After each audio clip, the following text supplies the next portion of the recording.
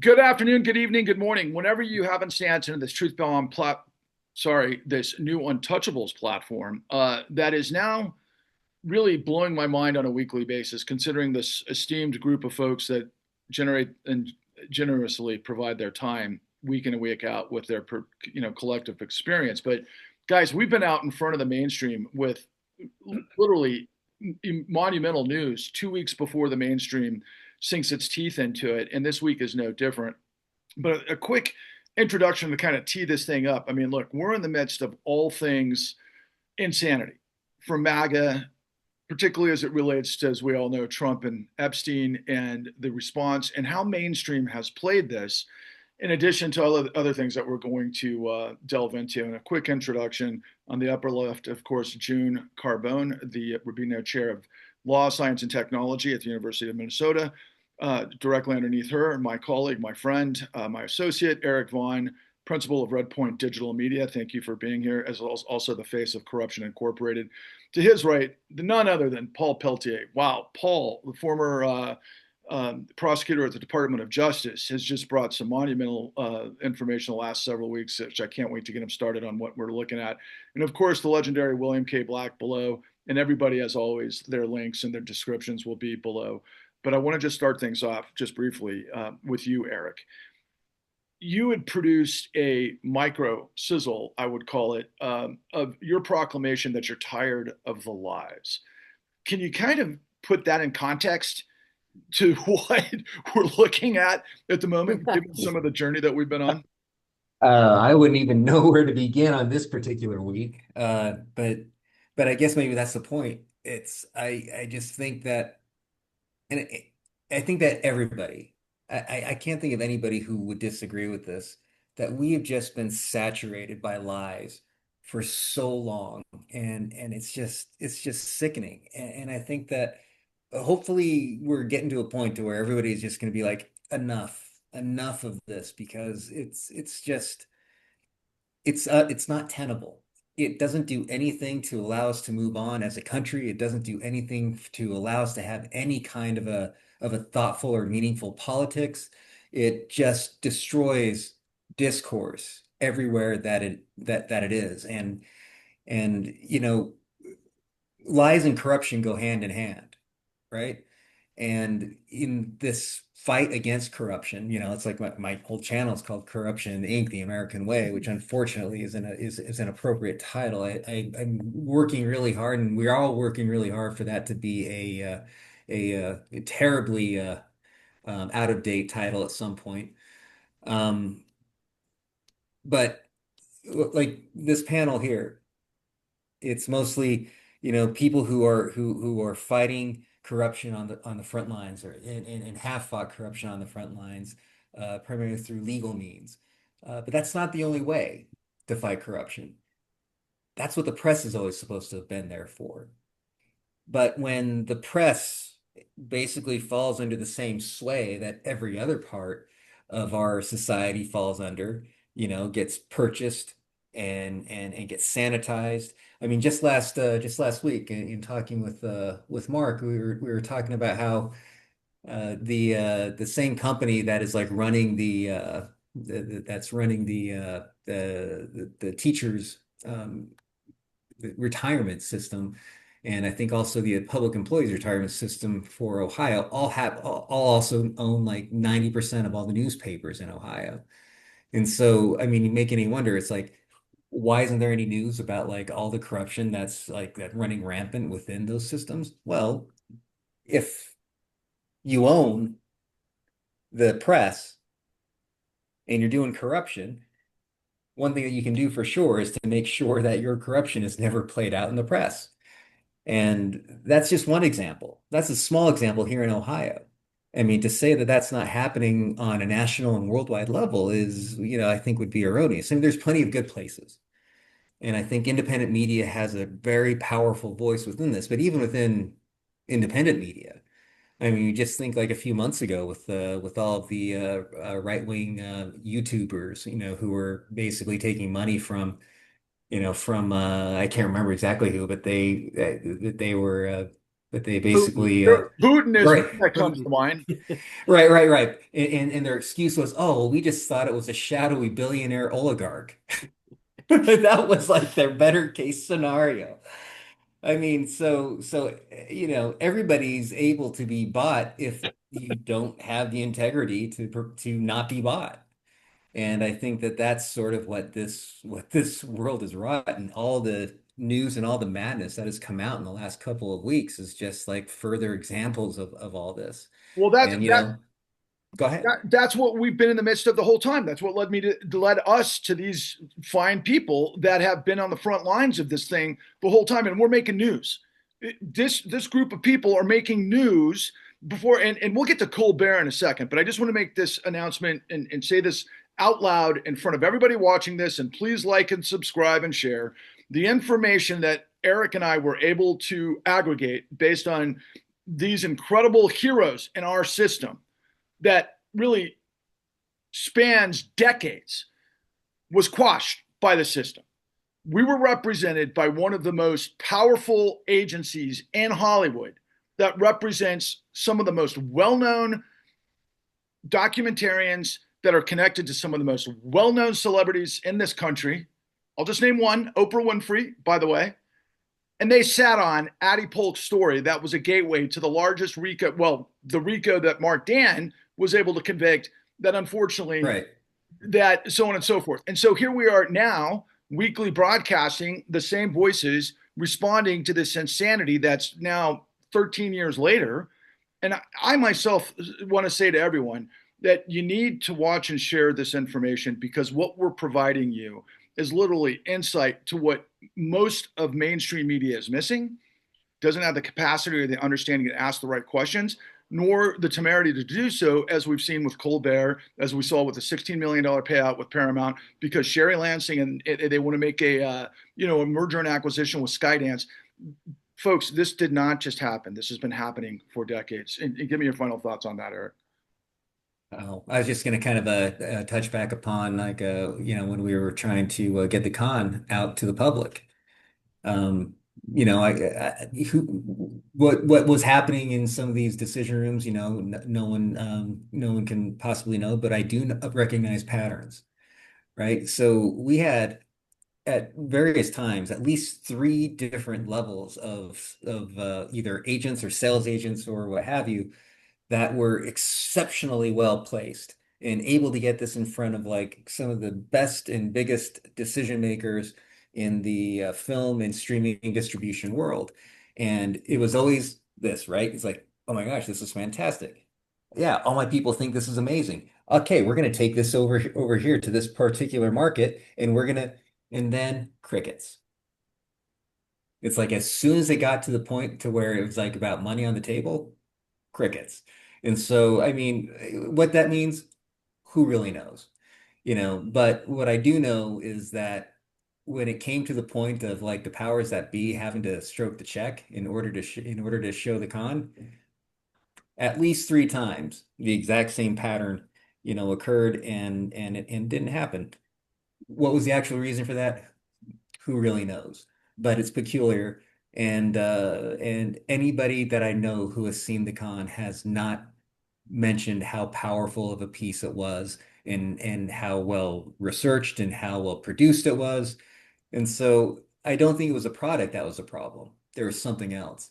And you know, but that would just be one of probably millions of examples of the truth trying to get out and the truth being smashed. I mean, I think when we were doing Forward 13, we saw that with the Occupy movement. I mean, we were witnessing the crackdown all the way across the country. And I think that it was we said it, I believe, in the con that it felt like we that it was a movement that just got too close to the truth. And it was squashed Well, fairly early. we were inside the offices of Showtime, and we had everybody with us, the whistleblowers. And on that note, I will say this, because I got to turn this over to our friend who's been at the apex of streaming documentaries at the largest level, our friend Paul Peltier, who was, of course, the subject of Alex Gibney in two documentaries that were magnificent: The Crime of the Century, and then also prior to that in well. But he's been prominent for the right reasons, and that's why we went to Paul to begin with. But Paul, this last week, we saw, I mean, yesterday, Senator Whitehouse pick up on what you revealed to us last week that I had never heard before prior to you mentioning it to me. I didn't know there was a missing $1 billion from the company that you talked about that seemed to disappear with relation to Epstein. Can you pick up there and give us your feedback on kind of how you're kind of sensing this whole thing, given what's happened the last couple of days? Yeah, so I was on a podcast, an Epstein podcast. Tara Palmari did a series of Epstein podcasts, and we talked about this at length. And what we talked about was ways ways to go after Epstein, and to seize his money, to both reward the victims, and what it never occurred to me, or actually it struck me as odd, that the Department of Justice investigators, both way back during the Towers financial, in the mid 90s, to the Towers financial Ponzi scheme, which was a Ponzi scheme run by Epstein and this guy named Steve Hoffenberg. But how they never seemed to have followed the money in that case, or in 2006 when the feds were looking at him for sex trafficking. Because remember, when you're looking at sex traffickers, you're one of the best pieces of evidence you have is the payments of money to the women, right? And so the best way to find the money to the women is follow all the finances, which is, of course, 101 for prosecutors. So it just, what I said then and what I believe today was that money went somewhere. And to the extent it was fraud proceeds back then, it never loses its character as fraud proceeds. So every time you move that money, it's another money laundering event, and you can always seize that money and charge people for money laundering. So it just struck me that the department never went after it. And then so my eyes were big when I saw Senator Wyden talk about the fact that the Senate had been given access in 2000 to $1.5 billion in reported financial transactions by Epstein in the form of suspicious activity reports. And they had been given access to them. They weren't, for some reason, the Senate wasn't allowed to keep them, but they looked at them and they traced a bunch of money through huge financial institutions. Of course, the transactions went as far back as 2003, and it totaled $1.5 billion. And of course, you say to yourself, well, why would they be filing a suspicious activity report in 2019?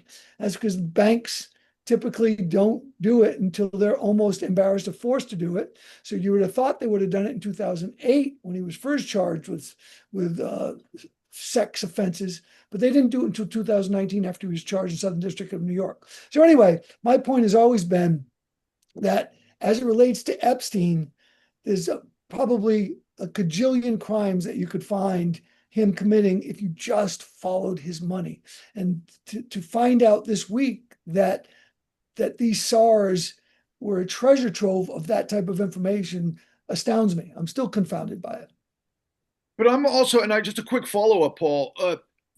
I'm astounded by the interest of mainstream, right? So, like, I frequently watch Lawrence O'Donnell. I love watching Rachel Maddow. They're about the only two that I watch anymore on MSNBC, just to make the point.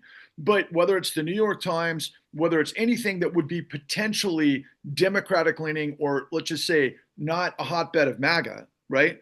They're all over MAGA's response and this vicious sort of turmoil that seems to be the dragon eating itself, right? But yet they're not asking these questions. Now we're seeing this kind of happen. I mean, can you make that make sense to me? It seems to me like every time the most obvious questions about the money part of this thing seem to be eliciting from where the conversations are going in mainstream, but they try to avoid it like the plague. That's what it feels like to me. Well, I think there's a couple of reasons for that. I don't know the exact answer, but I will say the MAGA faithful are only interested in conspiracy theories, right? That's really what they're interested in, and also allegedly in child pornography and that type of stuff. And that's not what this is about. The money is about powerful people, and once you follow that money, you're going to implicate a lot of people for whom he was procuring likely sexual services, not necessarily with minors, but sexual services. That's what you're going to find all of that out. And it's going to implicate a lot of rich and powerful people. And I can only speculate that it wasn't done because there was no incentive to do it by certain groups. So I think there's two competing interests here. One is the MAGA faithful who just want to talk about sex with children as if, that would be the be all end all of this case. But the reality is the Dems or the other side, they want to connect Trump to Epstein. And in the middle is all this money that no one's really looking at. Well said. June, what are your top line thoughts on this topic? Oh, all kinds. I love what Paul's doing. Bill and I were talking this morning. If we were saying to Dems, what do you most want to know? Not release the Epstein files. No, answer these questions, because Trump's going to release something. Answer these questions. How involved was Trump with Epstein?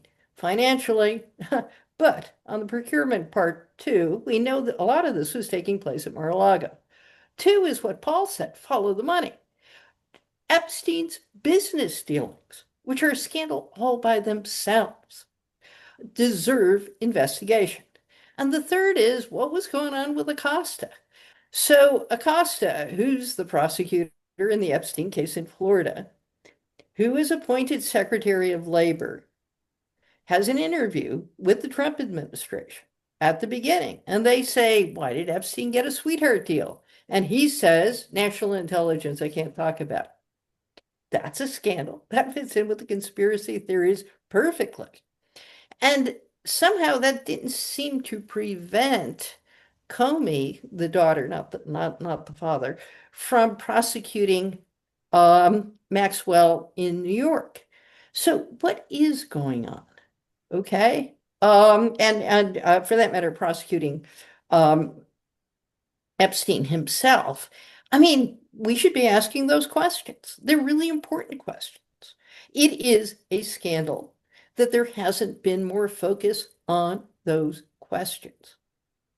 Now, in terms of why mainstream media doesn't talk about this stuff, I do want to talk about conspiracy theorists. So we can see that Trump has already threatened to sue the Wall Street Journal, and I pretty much guarantee you that the Wall Street Journal is lawyered up on this and expected this from the beginning. But for a lot of the rest of us, I mean, nobody's paying attention to us at the moment. They're paying attention to MSNBC. To go public with the kind of allegations, I mean, simply this letter, MSNBC needs researchers. It needs people who are willing to go on screen and go public with the allegations, and it needs to be willing to withstand libel suits.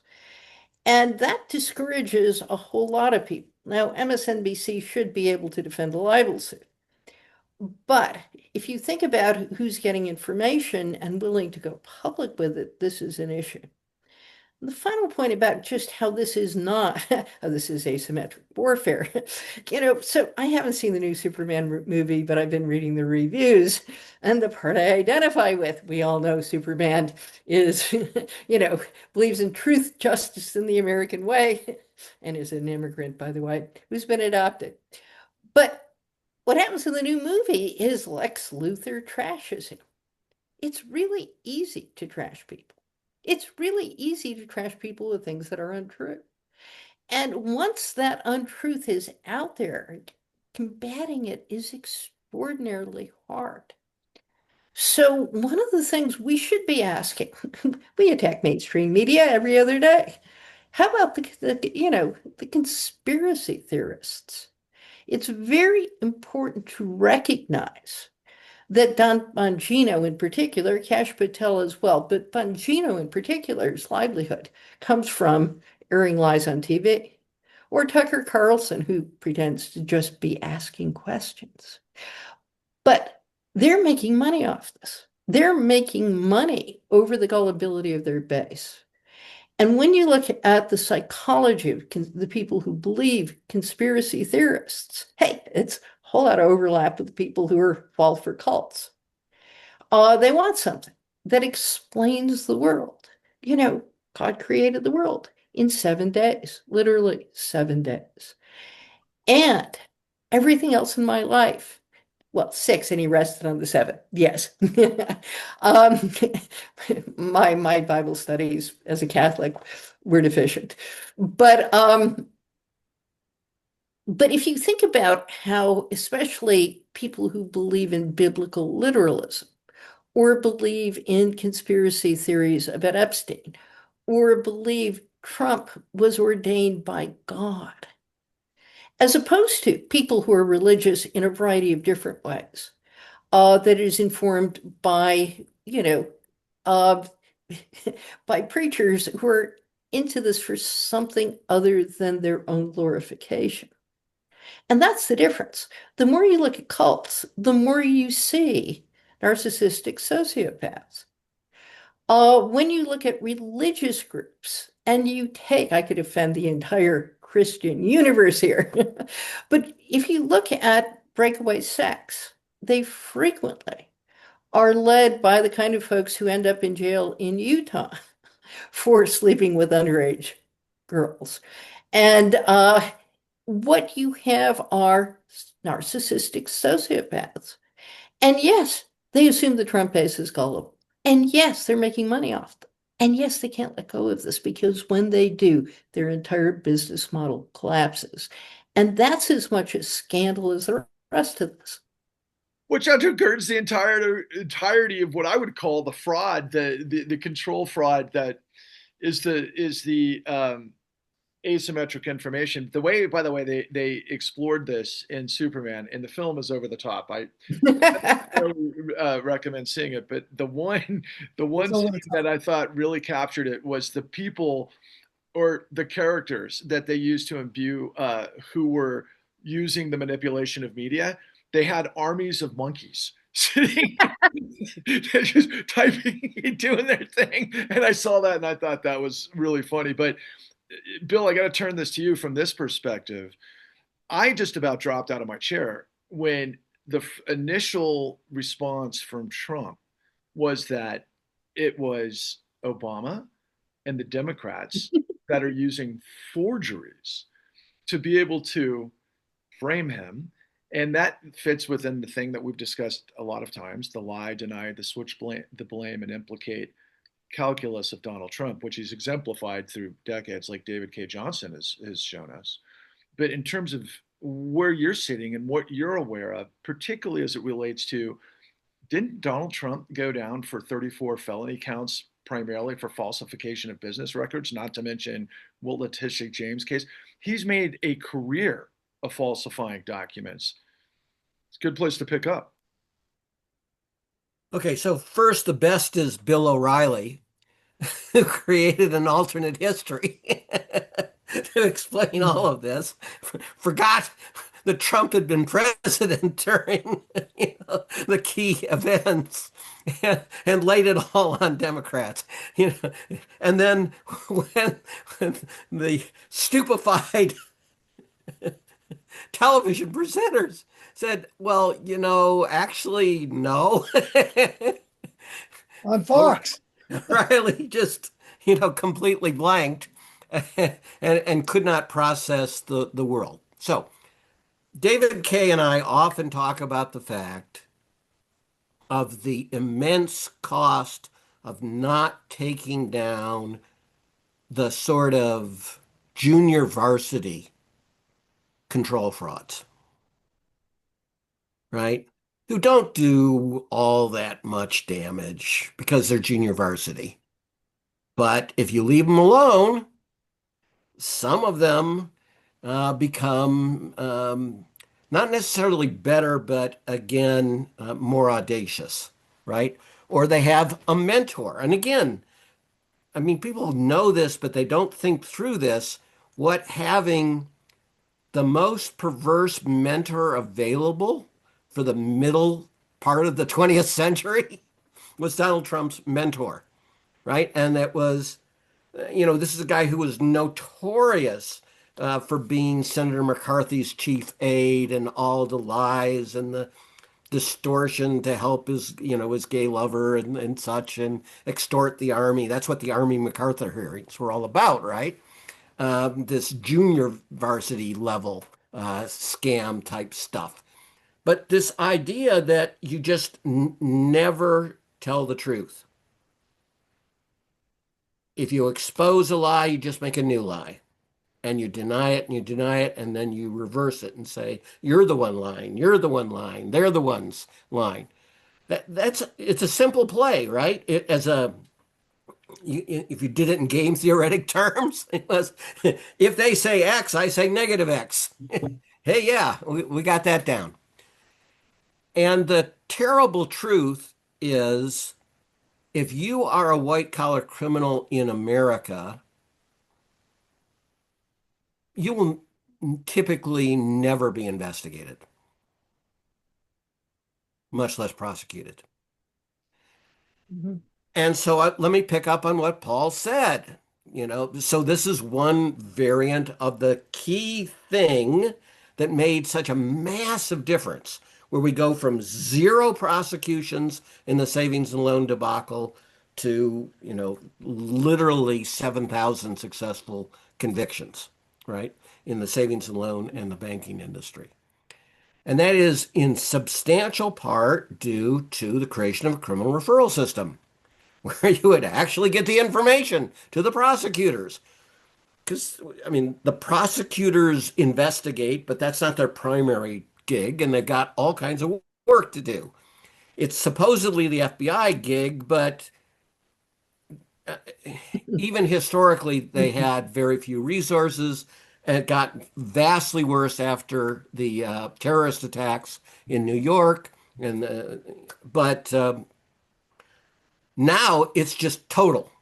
Right? There's a new whistleblower at the FBI, the guy they forced out on the grounds, and that obviously should be an air quote, that he was a friend of Peter Strzok, which I didn't know that was a crime, but apparently it is. Now you can't have the wrong friends, or you will get fired.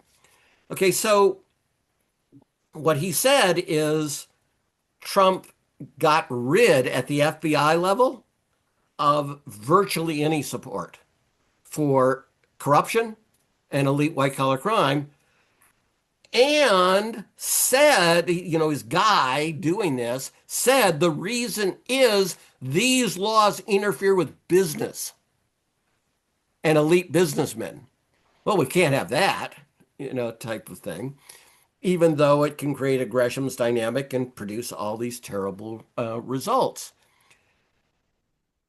But think how horrific it was after this immense success that the combination of the regulators and the FBI and especially the task forces set up to prosecute the banking and thrift frauds have. And then that's followed by another great success in the Enron era. Also, in part relevant to criminal referrals. And what Paul said, follow the money. We actually say that. That's not just movies. We actually teach people that, as investigators. And we have this massive information system on banking that is almost completely not used for intelligence purposes. It's an incredible scandal in all of that. But think of this. We have these successes, then we get this massively greater epidemic of fraud in which 100% of the top credit rating agencies, 100% of the top 5 investment banks, et cetera, et cetera, et cetera, all of them are all in on these frauds. So it's a super target-rich environment.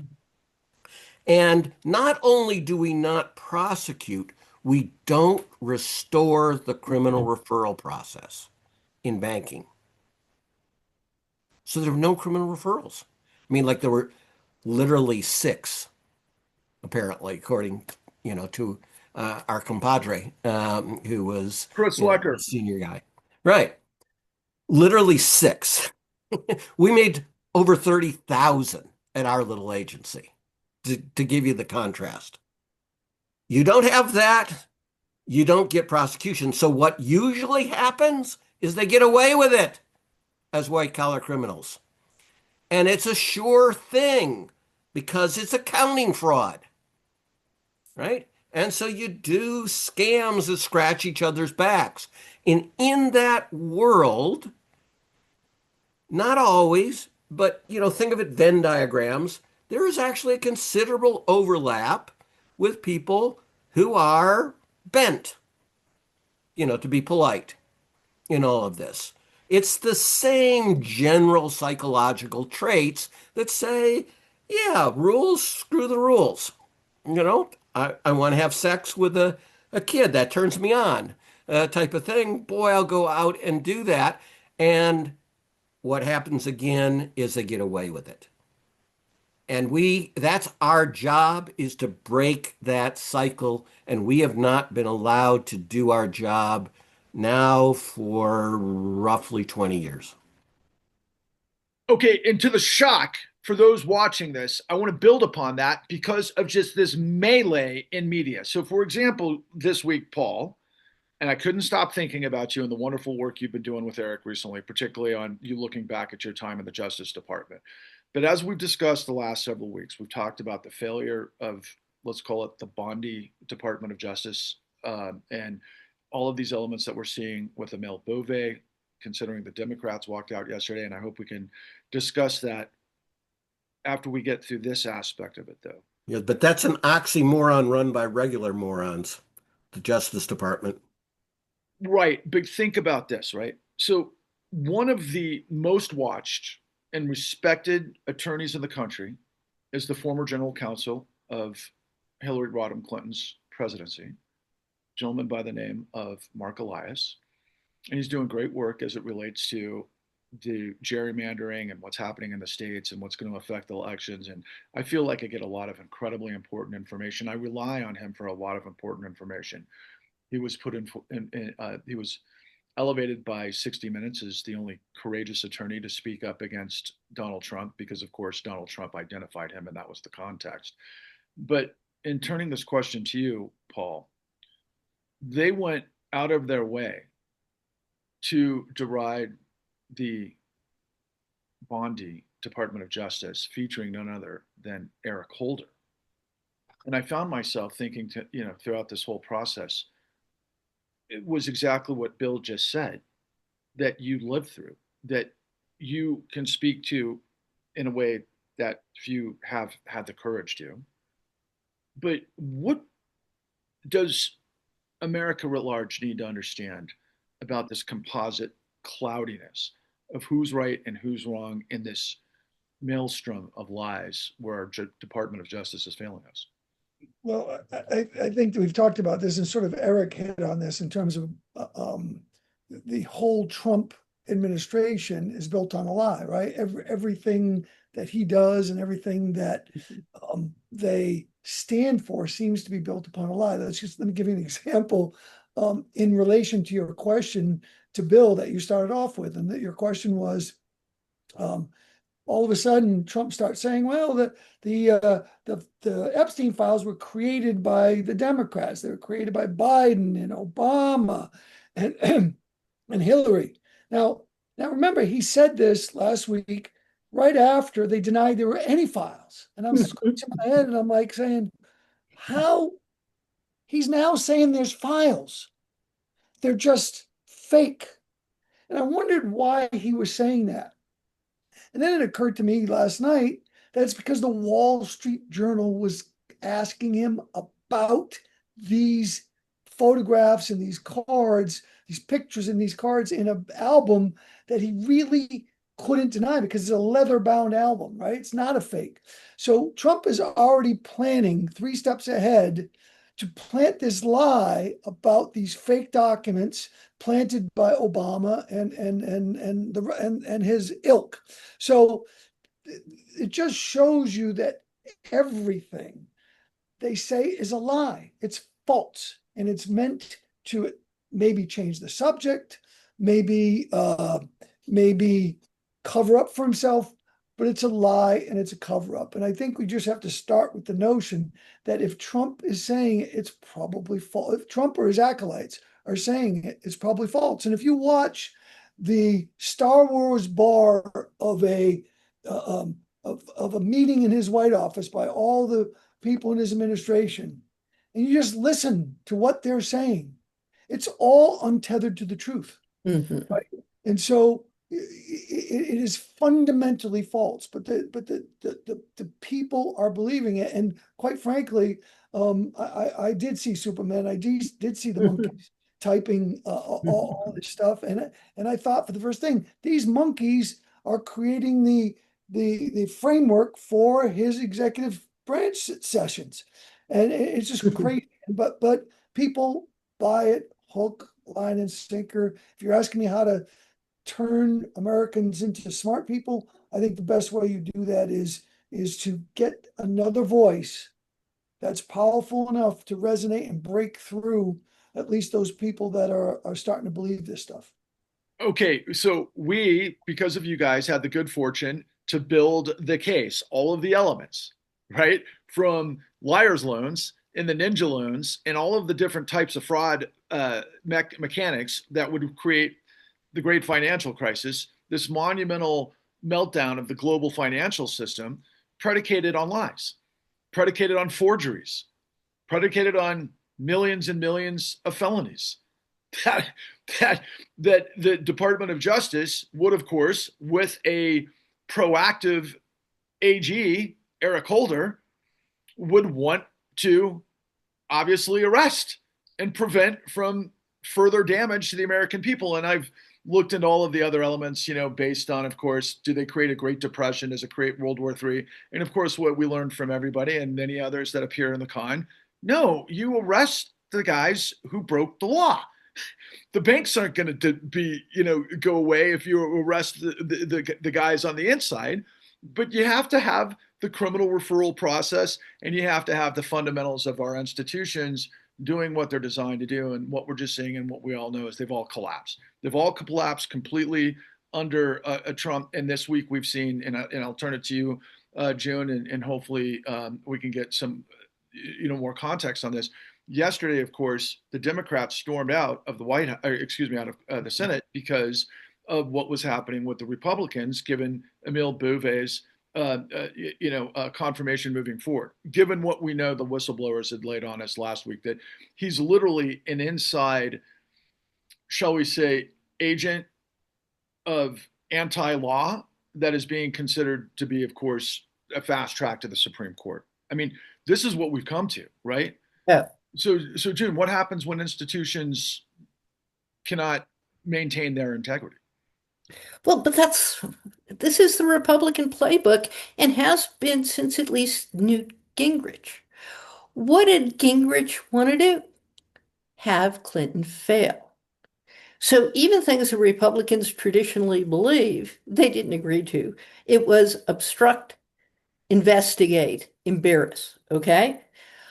Take a look at Obama, it's worse. I mean, we don't talk about the fact that blue-collar men have still not recovered from the financial crisis, that teachers have not recovered from the financial crisis.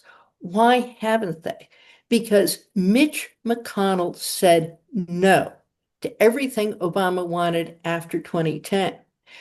Obama kept his base and won re-election, but McConnell paid no price for prolonging the Great Recession, for undermining American institutions. And the fact he succeeded without paying a price laid the pathway for the election of Donald Trump. Fast forward to 2020.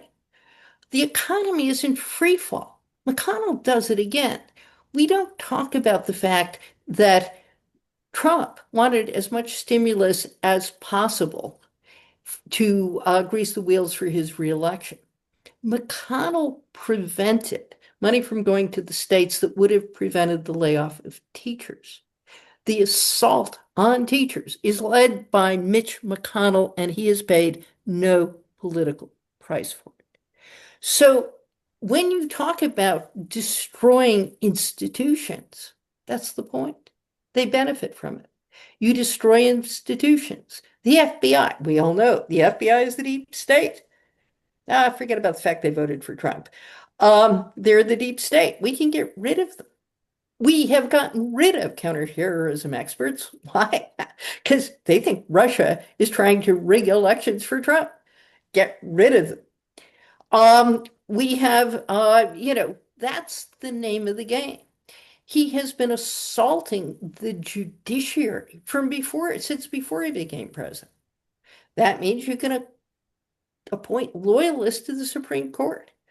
We don't believe in the Supreme Court. I mean, a bestseller by law professors,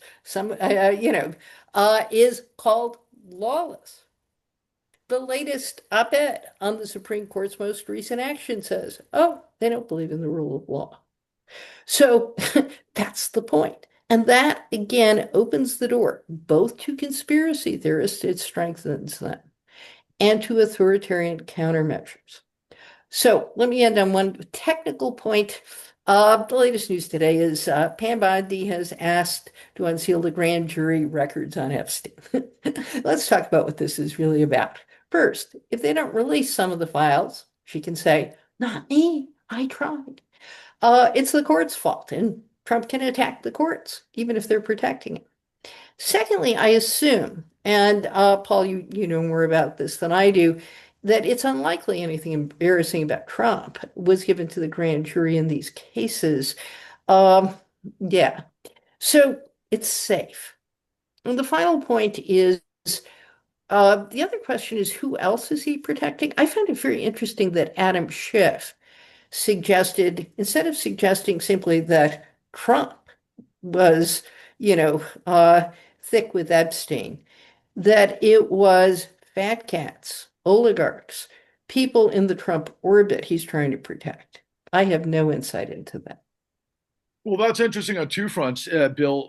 First, it looks like they're trying to turn the tables on Schiff with some sort of mortgage fraud scenario that I just kind of caught wind of the last couple of days. But I think what Paul had brought up earlier too is really interesting. I'd like to get your take on.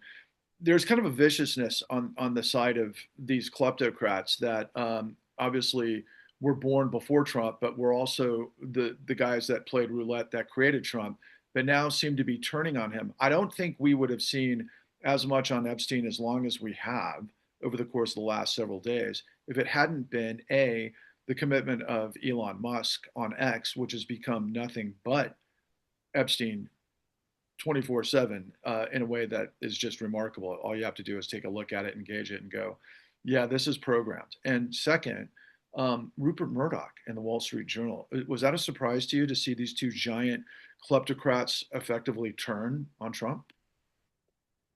Not Musk, because Musk is crazy and he uses a lot of drugs and such, and it is, he wants to be perceived as the genius, the transcendent genius of his time. So Trump, who is a moron, if he's above, Musk, then Musk must be moronic as well by, transitive principle of mathematics type of thing. Let me mention something, though, about Eric Holder. One of his partners at Covington and Burling, super prestigious Washington, D.C. firm, was Harris Weinstein.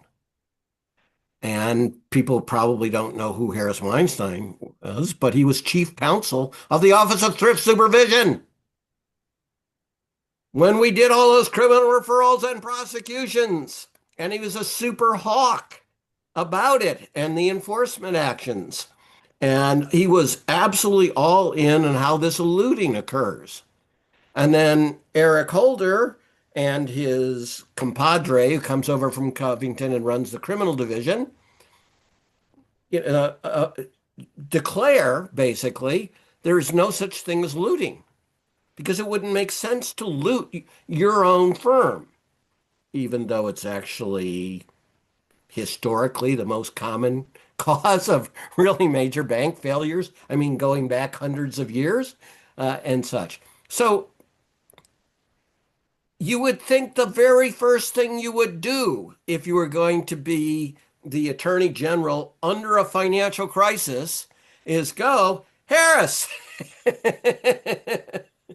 what worked and what didn't work? What should I be thinking of? So these folks have willfully ignored. And again, let's just go to basics.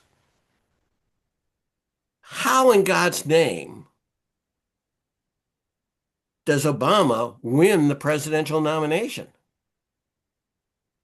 Right? That was thought to have no chance. And suddenly there's a massive swing. For the first time in a long time, the dominant contributions of big finance are going to Democrats, not Republicans. So you get that switch. Now, you figure, well, the Clintons are going to make out like bandits, the greatest buddies to finance in the United States. And Blair, their counterpart, is making out like a bandit after being prime minister with finance for precisely this reason, where he was even more of a deregulation hawk than Clinton was. So surely Hillary is going to get the money. If big finance is moving the money away from the Republicans and to the Democrats, sure as hell it's going to go to the Clintons, right? But it goes to Obama. Nobody in finance knew who the hell Obama was. He was an obscure first-term senator. He was black, right? He had hung out with some crazy radicals 20 plus years earlier and type of thing.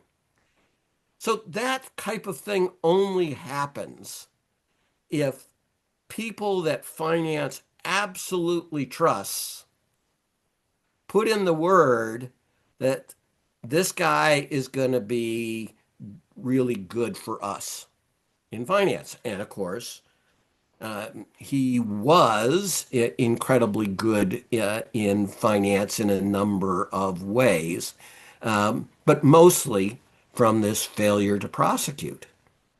And, have a friend who's a political scientist as well, economist who's a political scientist as his specialty, and he predicted immediately upon this happening that Obama would win the presidential nomination in the Democratic Party, that he would win the general election, and that he would be try to be extraordinarily favorable to finance. And it was just back to our thing, follow the money and such. So the Democrats have been given incredible gifts, right? The Republicans blew up not just the U.S. economy, but the world economy with the great financial crisis.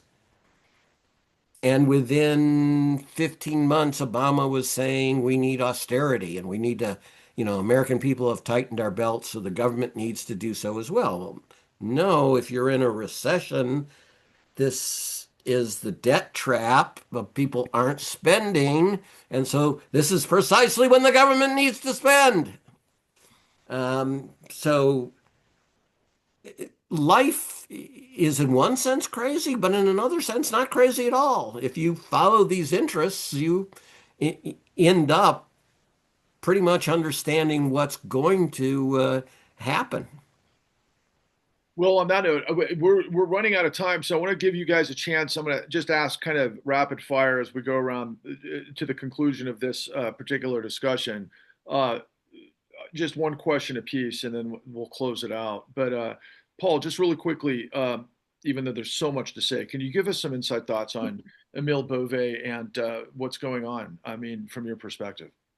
Well, let me answer a different question, just because I think I want to tell you where I want to go. Okay. So the first thing I want to say is that I think I fell into it here. Eric fell into it. You fell into it. We're talking about lies, right? We're talking about people who are lying. And that's not what's really going on here. What's really going on here is propaganda, right? And True. nobody calls it what it is propaganda. It is done to achieve a political end, and it is a purposeful lie, and propaganda was perfected by the Nazis, right? They were that's how the Heritage Foundation figured out how to do this type of thing. This is Goebbels, this is Nazism, this is propaganda. That's what's going on here, and I wish the press would call it that, because that's what it is. Number one.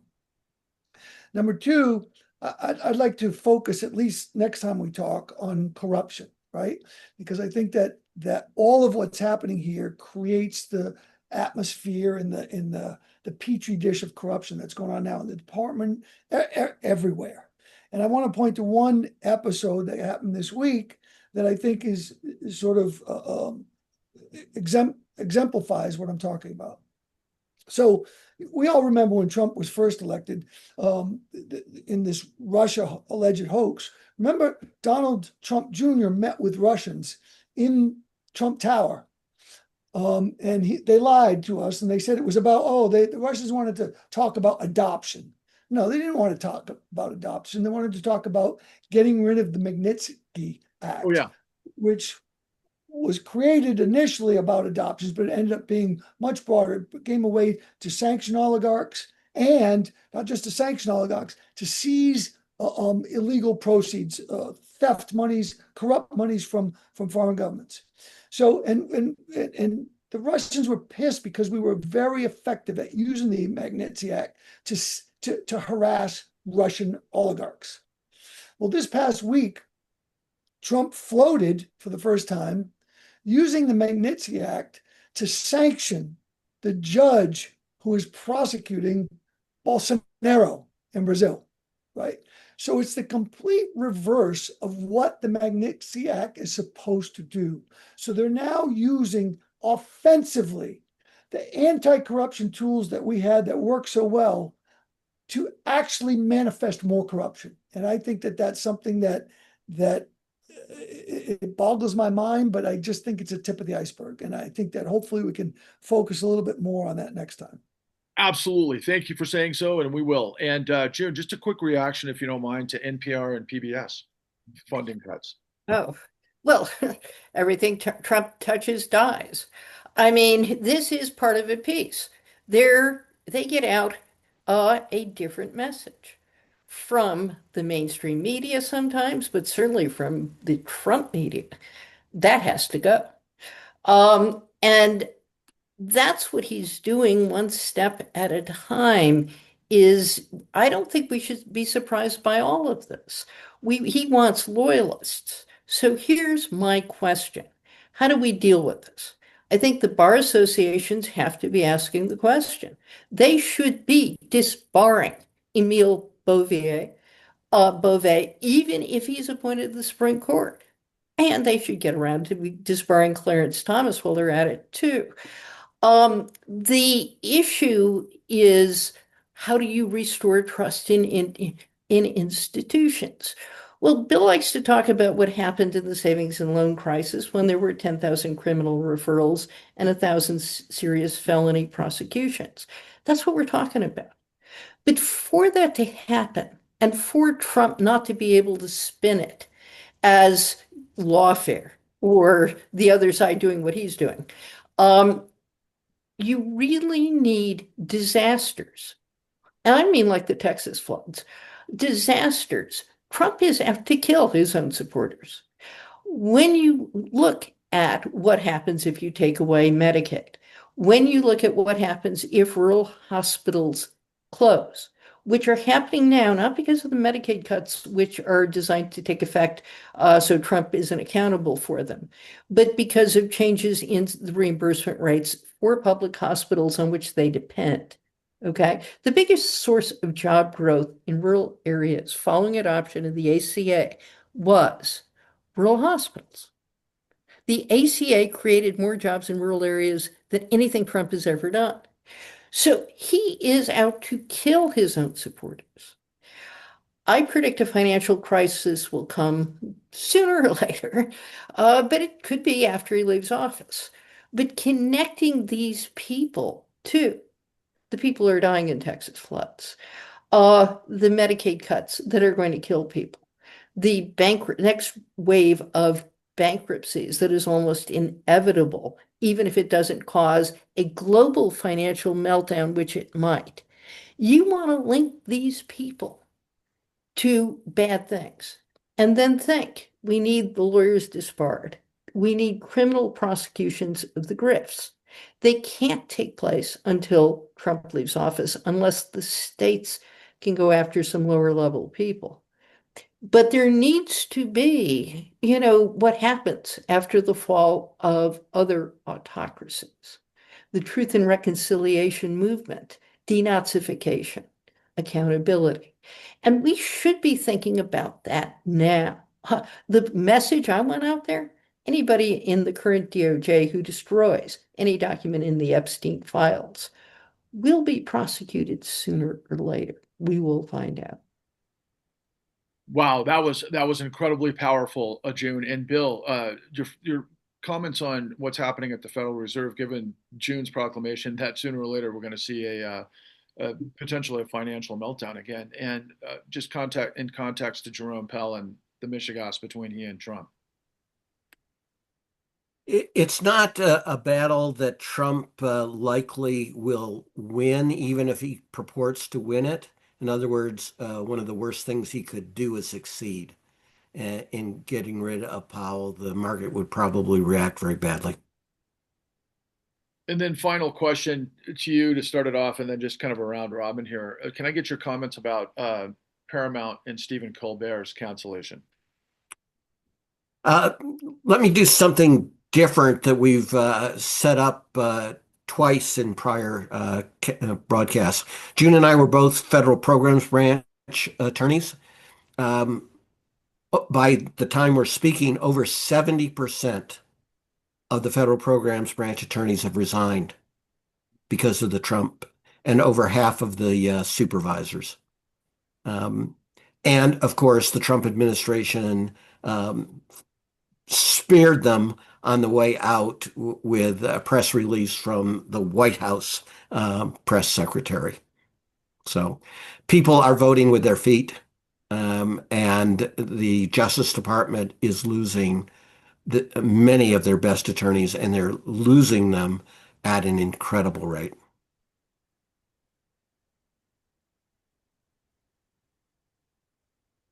Can't hear you.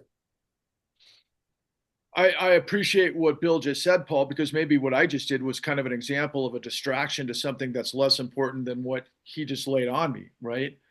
But there's the corollary. I mean, Stephen Colbert never talked about the 70% of the DOJ officials going, and yet he's in the crosshairs. I mean, that's how bad this gets. But I'm just curious, maybe you could bridge those two if you care to. Well, he's hollowing out and using his power to ruin everything that the Heritage Foundation has told him to ruin. They're hollowing out the Department of Justice. It's going to take a generation at least to replace these people with effective, good working people. If that ever happens, he's what he did with Paramount initially to get them to pay $15 million for something that wasn't even false in any way, shape, or form. And now, and of course, part of that deal was getting rid of the Colbert Show. Of course, part of that deal was. So, I mean, he's having the impact that he wants to have, and unless we fight back and vote in the midterm elections in a way that starts harnessing that power by having an effective and equal and powerful branch of government that can push back, then it's just going to keep going. Right. Well, just like any sport that we may appreciate, unless you have all manners of the game covered in a very competitive way, you're going to get crushed. And until the resistance explores and discovers the integrity message and the honor message that the new Untouchables are providing us week in, week out with the the decades long of experience of being in the trenches. They're telling us what I've heard in this conversation is rattling me on top of, in fact, I shared, and I want to share this in closing. in some of my social media posts, I couldn't get out of my mind, Paul, what you said last week when I said, oh, yeah, earlier in our discussions, I thought that you had maybe said hundreds of thousands of people are going to die. And you corrected me, said, no, I think I said millions. And I've been thinking to myself, okay, the disaster is out of control. The carnage of the corruption, the lies, the deception, and now what so correctly pointed out, it's propaganda, which means it's engineered by very capable of people. And what we didn't connect to this conversation so far are the billionaire apparatuses that have been funding this the whole time. They've been incredibly proactive, from the Koch and Heritage Enterprise. I mean, that's a Heritage the Koch Foundation that supplies this for decades, and it's now picked up steam. And until the American people understand that they're just being fed propaganda to an outcome that's going to destroy tens of millions of people, if that doesn't rattle you and wake you up to want to resist, I don't know what else does. But on behalf of my friends, the New Untouchables, and moving forward, you can find our information at thenewuntouchables.com, soon to be on Substack. Of course, I would encourage you to check out our collective work in the Con at thecon.tv, as well as thecleannewdeal.org. And then finally, Eric Vaughn's Corruption Incorporated, The American Way. Guys, thank you again for another unbelievable conversation. I look forward to talking to you guys next week. Have a great weekend. Onwards and upwards, everyone. Thank you.